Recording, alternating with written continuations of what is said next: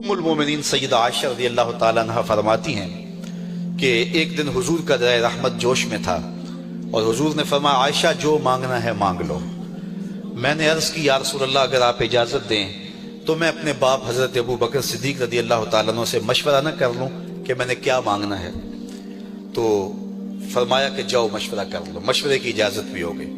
میں اپنے والد گرامی کی خدمت میں حاضر ہوئی اور کہا کہ دریائے رحمت جوش میں ہے اور رحمت کا باڑا برس رہا ہے۔ حضور نے فرمایا عائشہ جو مانگنا ہے مانگ لو، یہ اتنا سنہری موقع ہاتھ آیا ہے تو میں چاہتی ہوں کہ کوئی مانگوں تو اہم شے مانگوں، تو آپ کی خدمت میں حضور سے اجازت پا کے حاضر ہوئی ہوں، مجھے بتایا جائے کہ میں حضور سے کیا مانگوں تاکہ کوئی چھوٹی چیز نہ مانگوں، بڑی چیز مانگوں۔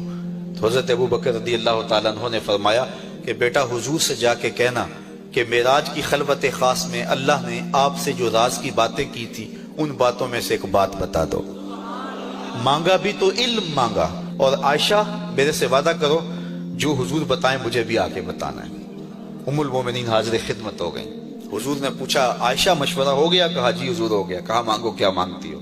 کہا حضور معراج کی خلوت خاص میں جب اللہ کے حضور حاضر ہوئے تو رب نے آپ سے راز کی باتیں کی تو ان باتوں میں سے ایک بات بتا دیں۔ حضور مسکرا پڑے۔ اس بات پہ مسکرائے ہوں گے میرے یار غار کا انتخاب کیسا ہے، یا اس بات پہ مسکرائے ہوں گے کہ راز کی بات بتا دوں تو راز راز نہ رہا، لیکن وعدہ کیا تھا۔ کہا عائشہ سنو، جب میں قرب خاص میں پہنچا تو میرے مالک نے مجھ سے راز کی جو باتیں کی ان میں سے ایک بات یہ تھی، محبوب تیری امت میں سے کوئی شخص کسی شخص کا ٹوٹا ہوا دل جوڑ دے تو میرے اوپر لازم ہے بغیر حساب کے جنت عطا کرو۔ ام المومنین بہت خوش ہوئی اور اپنے والد گرامی سیدنا ابو بکر صدیق رضی اللہ تعالیٰ عنہ کے پاس آئیں اور ساری کہانی سنائی۔ بہت خوش تھی، لیکن حضرت ابو بکر صدیق رضی اللہ تعالیٰ عنہ نے سنا تو رونے لگے۔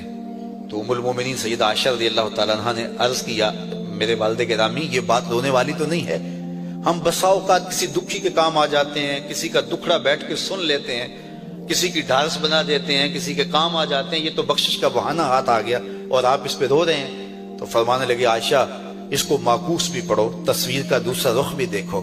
اگر کوئی شخص کسی کا ٹوٹا ہوا دل جوڑ دے تو بغیر حساب کے جنت میں جائے گا، اس کا دوسرا رخ یہ ہے اگر کوئی کسی کا دل توڑ بیٹھے تو سیدھا جہنم میں جائے گا۔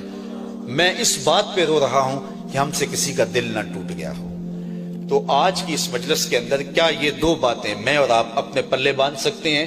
ایک کا تعلق حقوق العباد سے ہے اور ایک کا تعلق حقوق اللہ سے ہے۔ حقوق اللہ میں سب سے اہم چیز نماز ہے، اور پہلا سوال قیامت کے دن نماز کا ہی ہوگا۔ بلکہ حضور نے معراج میں جو مختلف مظاہرے دیکھے ان میں ایک چیز یہ بھی دیکھی، کچھ لوگوں کے سر پتھر سے کچلے جا رہے تھے، پھر صحیح ہو جاتے، پھر کچلے جاتے۔ جبریل سے پوچھا یہ کون لوگ ہیں؟ تو کہا آپ کی امت کے یہ لوگ وہ لوگ ہیں کہ جن کے سر نماز سے بھاری رہتے تھے۔ نماز کا کہو نہ بے نمازی کو، تو وہ پہلا بہانہ تو یہ لگائے گا کہ میرے کپڑے ٹھیک نہیں ہیں۔ میرے بزرگ فرمایا کرتے تھے تیرے کپڑے کیسے پاک ہو سکتے ہیں؟ تو رب کے حضور جھکنا نہیں جانتا، آ اس کے حضور جھکنا سیکھ لے، وہ تیرا لباس بھی پاک کر دے گا، تیرا دل بھی پاک کر دے گا۔ تو دوسرا بہانہ یہ ہوتا ہے کہ ہفتے کو شروع کروں گا جی، پہلی تاریخ سے شروع کروں گا۔ یہ وہ بندہ کہہ رہا ہے، ہفتے کا وقت وہ دے رہا ہے جس کے پاس ایک لمحہ بھی اپنا نہیں ہے، جس کو یہ نہیں پتا کہ اٹھنے والا اگلا قدم کہاں ہوگا۔ وہ کہتا ہے انشاءاللہ ہفتے سے شروع کروں گا، فجر سے شروع کروں گا۔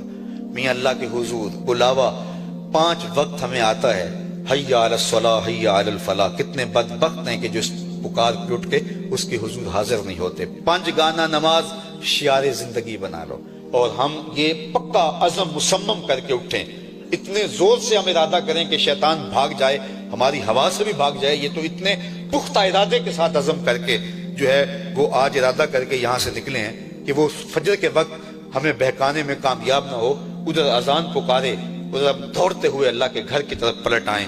ہم یہ عزم کریں کہ آج کے بعد نماز نہیں چھوڑیں گے۔ اللہ مجھے آپ کو 5 گانا نماز کی توفیق نصیب کرے، اور ہمیں توفیق نصیب کرے کہ ہم کسی کے دل شکستگی کا سامان نہ کریں۔ ٹوٹے ہوئے دل جوڑ سکیں تو ضرور جوڑیں، اور کسی کا دل توڑنے سے ہم گریز کریں اور اپنی زندگی کو ایک خوبصورت پیرائی کے اندر گزارنے کا ارادہ کریں۔